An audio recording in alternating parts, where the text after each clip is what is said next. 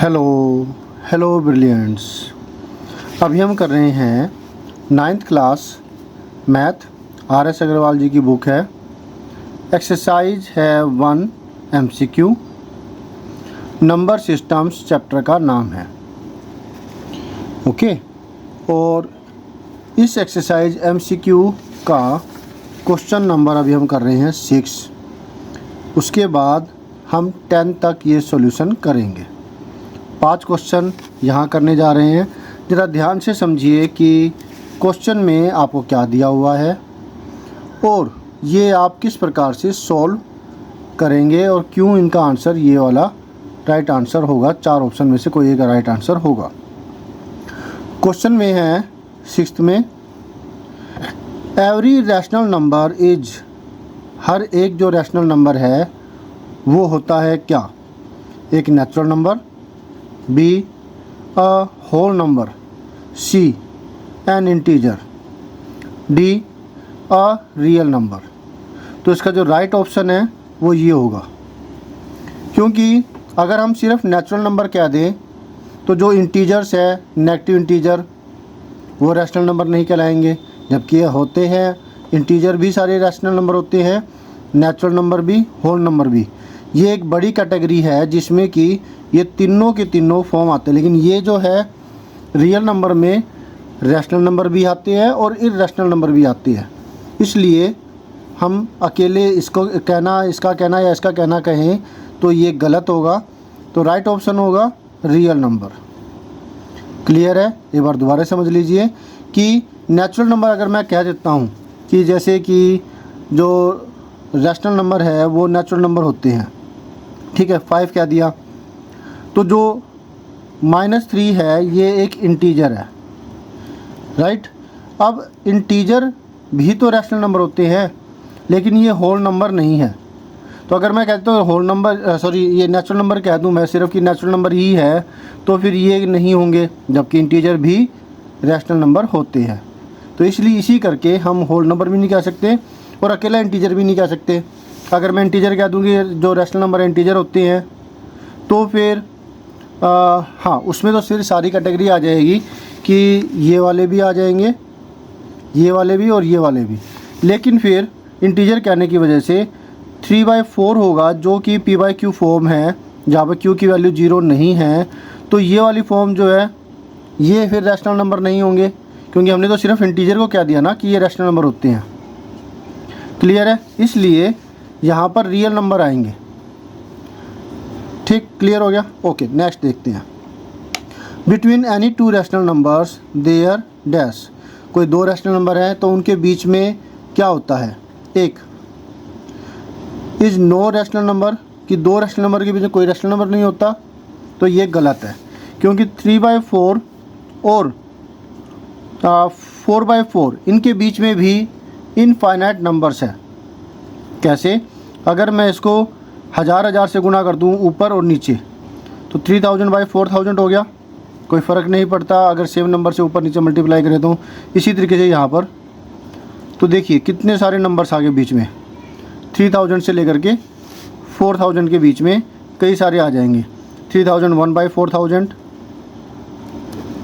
और इसी प्रकार से और भी हम इसमें कई सारे निकाल सकते हैं। अब ये तो सिर्फ हमने 1000 से मल्टीप्लाई किया, 10,000 से कर दे तो फिर तो और नंबर गैप बीच में बढ़ जाएगा न्यूमरेटर्स के बीच में। इसलिए नो रैशनल नंबर ये नहीं होगा, राइट ऑप्शन नहीं है। इज एग्जैक्टली 1 रैशनल नंबर, तो ये भी नहीं होगा, अभी अभी हमने निकाले हैं, है ना।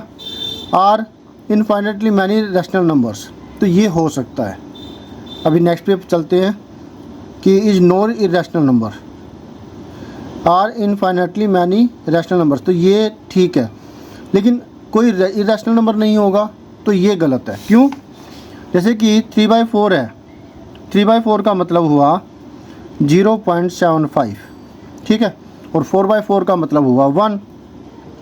अब इन दोनों के बीच में भी इनफाइनाइट इरैशनल नंबर्स एग्जिस्ट करते हैं। क्यों? क्योंकि वो नॉन टर्मिनेटिंग, नॉट रिपीटिंग होते हैं। मैं 0.76 कर लेता हूँ, क्योंकि 0.76 इसके बाद है और इससे पहले है। 01, 001, 0001, ... इस तरीके से और भी कर सकते हैं। 0.7602 002 0002 डॉट डॉट डॉट। समझ में आ रहा है? तो इसलिए ये भी नहीं होगा, सिर्फ ये वाला राइट ऑप्शन है, ये भी नहीं राइट ऑप्शन होगा। क्लियर हो गया? ओके, नेक्स्ट क्वेश्चन है the decimal representation of a rational number is. ये तो आपको पता ही है, रैशनल नंबर की डेसिमल रिप्रेजेंटेशन एक होती है टर्मिनेटिंग, ठीक है, एक होती है टर्मिनेटिंग, जैसे कि 3 हो गया जो कि एक होल नंबर है और ये टर्मिनेटिंग है, 3.0 कह सकते हैं इसको हम, या फिर 3.45 या 3.98 या कोई भी ऐसे नंबर लिख सकते हैं।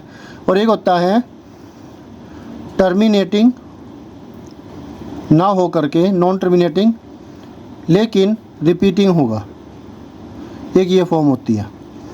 तो ऐसी फॉर्म को हम लिखते हैं जैसे कि इसी को ले लेते हैं 3.98 98 98 98 डॉट डॉट डॉट आता रहेगा, इसको हम ऐसा भी लिख सकते हैं, ठीक है। इसी तरीके से और भी कई सारे हो सकते हैं। तो इसलिए इसका जो राइट ऑप्शन होगा ये वाला होगा, या तो टर्मिनेटिंग होगा या फिर नहीं, नॉन रिपीटिंग नहीं, टर्मिनेटिंग और रिपीटिंग।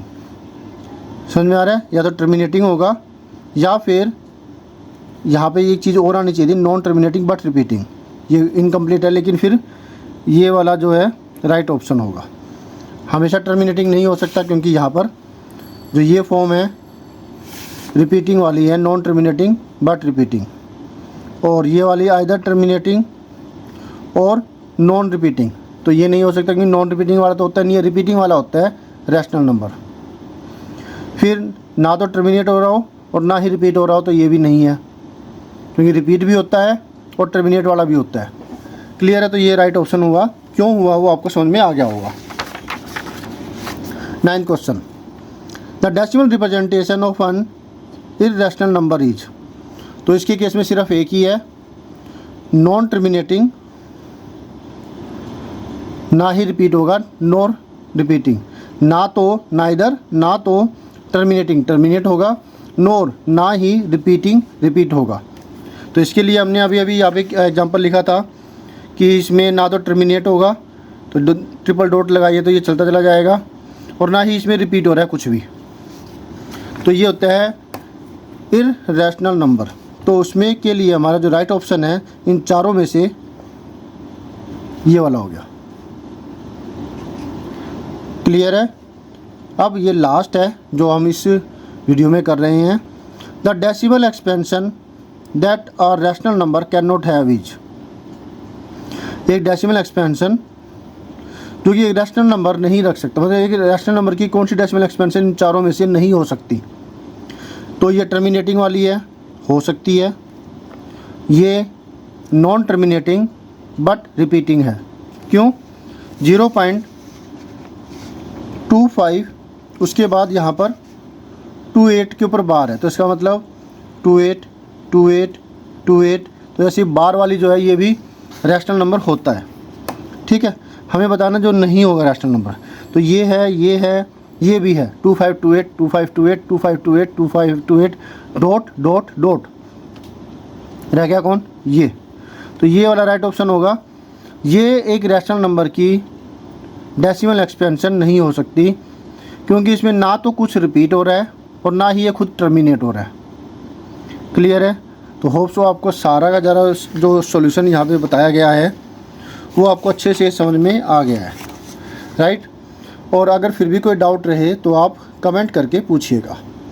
अब आपने क्या करना है, एक बार चलो बाद में दिखाता हूँ मैं कि उसको देख लीजिएगा सारा सॉल्यूशन किस प्रकार से क्या किया गया है।